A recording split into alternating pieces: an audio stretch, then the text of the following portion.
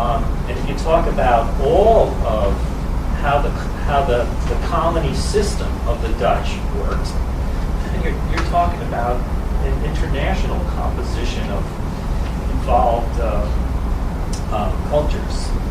So we have to show the New Amsterdam, for example. It's almost the same composition as Amsterdam was at that time. It was a multi-diverse population. People from all over Europe made their way eventually to Amsterdam. We talk about for a long time. Yeah. This is agriculture, and the raising of crops, the raising of livestock, which is going on all through the entire area of McNuggles. The documents. There's a whole other thing that you can get into, but the reason why I brought this particular one up is because this is the courts system. And the records of the courts, which are, these are the real people, is what really happened. Another gigantic facet of where this can go. This is part of Rensselaer's back. No, I know it. It's out of the first page. Yeah. Does everyone know where the choring comes from? That's a good story. You should tell the story. I had nothing to do with it. But it's a good story, though. You should tell the story. Well, it is a good story because these documents, the Van Rensselaer Manor papers, came into the library's hands the year before the fire. Before they were kept in a safe down on Broadway and all that. For how long? For 200 years. Yeah.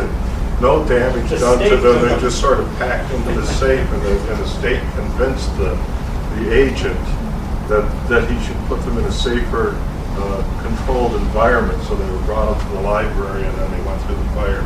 And this is what happened. It's really second. The ironic part is that, of course, most of the Dutch documents were only charred, not completely burned, because all the English documents thought well were talking.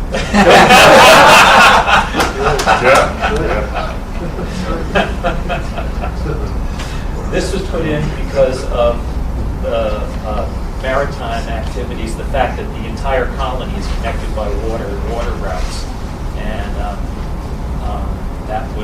that's how it operated. That's how they did business. This is a yacht, and this is the last one. And the reason why this is in here is to show the proximity of these other European colonies and New York. And they did interact. Somewhere in the exhibit, we need to make it clear that Belgium doesn't mean New Belgium. It has nothing to do with Belgium today. I get questions, at least 2 or 3 times a month, it seems, about what is Belgium? Does that mean the Belgians founded the Low Countries? It comes from the tribe of Belgi, and it's simply the Latinization of the Low Countries. That's how you say Netherlands in Latin. There was no Belgium. Charlie, is there interaction, very common and frequent interaction between the Dutch colony and the English colonies, French colonies? Are there ships coming and going all the time? Very frequent. Yes. And not only ships, but shallops. Interject. One of the most exciting books that I've heard in this discussion is the Network Regional Contextual Approach, which gives you a license to do all sorts of stuff. When we did the original work in the 80s, we did not have comparative material. We had Fort Orange, but we did not have Jamestown, and we did not have the North. It was only in the 90s that the Dutch material started coming to us.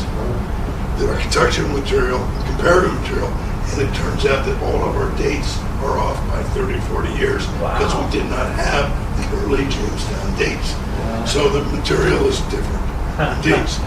And we found tobacco, and we found the original warehouse, and the tobacco trade was archaeologically documented with Virginia. So I think this networking business reflects current, new categories of new available data that we never had until the last decade or so. And it's the networking context. Most of the historiography, of course, has always been focused on single colonies. Exactly. In terms of American colonies. The interconnections have never really been studied. And then there is the aspect that we are looking at one Dutch colony, whereas there are quite a number. And there are many connections between those. Excavations of forts in Brazil, for instance, would be of vital use to you when trying to reconstruct for them. It's the same guys. If I may make another point, we have been talking, the fur trade has been mentioned quite a number of times, but this is the first time that tobacco is being mentioned. According to my calculations, tobacco was at least as important as an export commodity by 1664 as the fur trade was. And of course, then we're only talking about export values. The whole economy of the Netherlands is a lot more than just the stuff that was being shipped back to the Netherlands. So we need to take that into account. It was a very important trade out of Maryland to the Delaware Valley to ship tobacco back to Europe to get around the English taxes. The tobacco farmers in Maryland, rather than ship back on English ships, would ship them back on Dutch ships and circumvent the.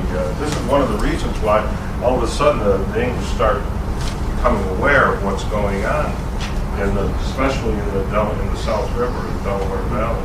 Yeah, that's why I think that agriculture is an interesting topic, because in the beginning, they don't know where tobacco grows. They're trying tobacco in Albany. They're trying to grow tobacco in Albany. And so it takes time and experimentation to figure out where these crops are going to grow best, right?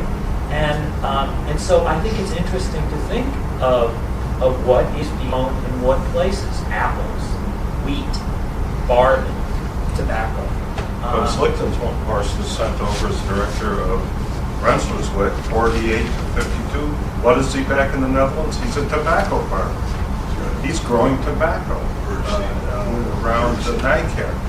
And they were convinced that they could grow tobacco in the Hudson Valley and compete with Virginia tobacco. It didn't. It wasn't of the same quality, but No. actually most of the tobacco being imported in Amsterdam was cut up anyway and mixed. It mixed the good stuff with the bad stuff. Virginia, So, Turkish, yeah. Well, wasn't tobacco big in Connecticut? Yes. Well, it still is. Still is. Green. Why didn't it work? But they use it for the cigar wrappers, don't they? Yeah. Like they do in Yeah. Ontario, they grow tobacco, for cigar wrappers. Tobacco is On the trade business, very exciting. We got Herman's Warehouse with tobacco in it, but it's 1650 downtown here. But another pattern that's coming out is that the regional networks are following the Native American trade points and trails.